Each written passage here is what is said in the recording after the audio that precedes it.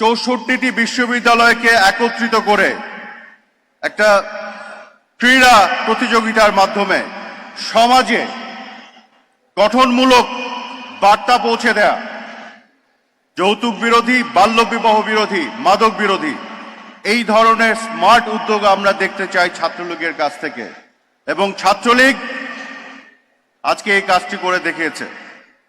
গোটা বাংলাদেশে বাংলাদেশ ছাত্রলীগের হাজারো লক্ষ কোটি নেতা কর্মী সমর্থক আছে।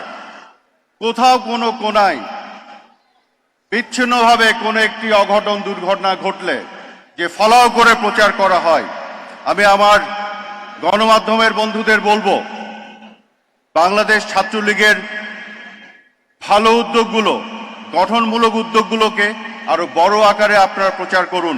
সেগুলো আগামী দিনের নতুন প্রজন্মকে আরো উদ্বুদ্ধ করবে, সামনের দিকে শুভ চিন্তা করতে সাহায্য করবে। কোথাও যদি কোনো অঘটন দুর্ঘটনা ঘটে, একটি বিশাল সংগঠন, আমরা একটি ছোট্ট অফিস চালাতে গিয়ে, ছোট্ট সংগঠন চালাতে গিয়ে বিভিন্ন ধরনের সমস্যায় পড়ি। সেই সমস্যাগুলোকে চিহ্নিত করে সমাধান করা, সেই কাজটিও কিন্তু করা হয়। কিন্তু এমনভাবে মাঝে মধ্যে পুরো সংগঠনকে বিতর্কিত করার অনেকে অপচেষ্টা করেন। কারা করেন আমরা জানি এবং বুঝি, কারণ এদেশে এখনো সাম্প্রদায়িক উগ্র অপশক্তির বীজ আছে।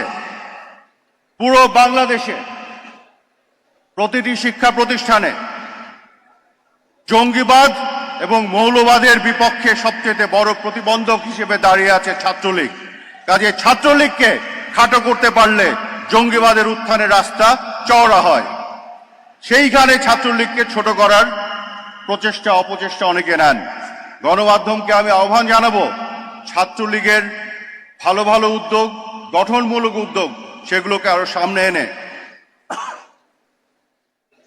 জনগণের কাছে তুলে ধরা। এবং ছাত্রলীগের আজকের এই উদ্যোগকে আমি স্বাগত জানাই, অভিনন্দন জানাই। গোটা বাংলাদেশে তারা এই ধরনের উদ্যোগ ছড়িয়ে দেখ, সেটিই থাকবে আমার আহ্বান।